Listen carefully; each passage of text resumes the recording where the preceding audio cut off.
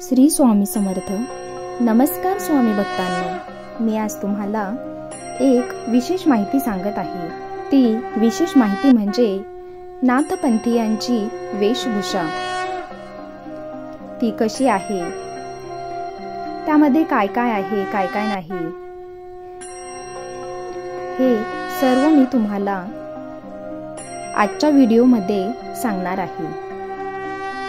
त्यात पहिले म्हणजे भस्म. भस्माला विभूती असे देखील म्हणतात. काही ठिकाणी क्षार असाही उल्लेख आढळतो. भस्म हे योग्याच्या वेशभूषेचे एक आवश्यक अंग आहे. ते काही असेल तरी नाथपंथीयाने भस्म हे लावले पाहिजे. सर्व देहाचे अखेर भस्मच होणार आहे. यासाठी देहावरील प्रेम कमी करून आत्माकडे मन केंद्रित करा, असा संदेशच जणू काही भस्म देत आहे. शिवाय भस्म धारणेमुळे त्या ठिकाणची शक्ती केंद्रही जागृत होतात. भस्माचे असे महात्म्य असल्यानेच नाथपंथीयांनी त्यांचा अगत्याने स्वीकार केल्याचे दिसते. दुसरे म्हणजे रुद्राक्ष. हे एका झाडाचे फळ असून त्यास रुद्राक्ष म्हणतात. शिवाचा नेत्र असा शब्दाचा अर्थ आहे. जपासाठी रुद्राक्ष माळ ही वापरली जाते. लक्ष्मी स्थिरावणे, शस्त्रघात न होणे अशा काही हेतूंसाठी रुद्राक्षाच्या माळा विशेष करून वापरल्या जातात. शिवाय रुद्राक्षाचे औषधी गुणधर्म देखील आहेत. तिसरं म्हणजे मुद्रा.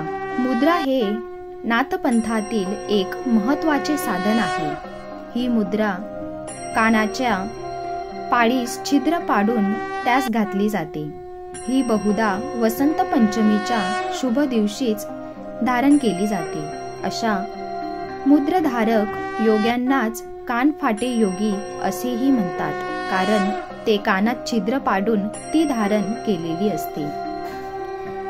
चौथे म्हणजे कंथा. कंथा हे भगव्या रंगाचे वस्त्र. यालाच गोधडी अथवा गुदरी असेही नाव आहे. आपल्या वाकळेसारखे चिंध्याचे हे बनवलेले असते. पाचवे मेखला. सुमारे 22 ते 27 हात लांबीची ही लोकरीची बारीक दोरखंडासारखी दोरी असून नाथयोगी ही कमरेपासून छातीपर्यंत विशिष्ट पद्धतीने गुंडाळतात. ही कटिबंधीनी मोळ्याच्या दोरीची करतात. कधीही मेंढीच्या लोकरीचीही असते. मेखला दुहेरी पदरात असून तिच्या शेवटच्या टोकाला घुंगरू लावलेले असते. सहावे हस्तभूषण मेखली. बारीक सुतळी एवढ्या जाडीची ही लोकरीची दोरी असून ती मनगटावर बांधतात. 4 फुटाच्या या मेखलीवर रुद्रमाळ बांधलेली असते. 7वे शैली. ही सुद्धा लोकरीची असून दुपदरी शैली जानव्यासारखी घातली जाते. शैलीच्या टोकाला लोकरीचा गोंडा असतो. 8वे म्हणजे शृंगी. जानव्याच्या शेवटी अडकवलेली हरण्याच्या शिंगाची बनवलेली ही एक प्रकारची शिट्टीच होय. शृंगी बांधलेले जानवे शिंगीनाथ जानवे म्हणून ओळखले जाते. शृंगीची वा शिंगीची लांबी साधारणपणे 1 इंच असते. भिक्षेचा स्वीकार केला की शिंगी वाजविण्याचा प्रघात आहे. 9वे म्हणजे पुंगी. ही सुद्धा हरणाच्या शिंगाची बनवलेली असते. साधू दारासमोर भिक्षेसाठी आला की पुंगी वाजवितो.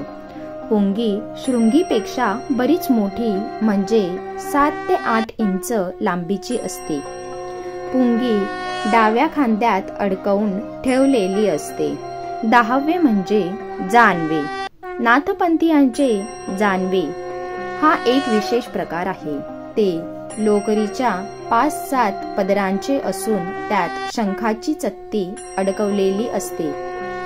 चकतीच्या छिद्रात तांब्याच्या तारेने एक रुद्राक्ष बसविलेला असतो. त्याच्या खालीच शृंगी अडकवलेली असते. हा गोफ म्हणजेच नाथपंथी जानवे होय. 11वे दंड.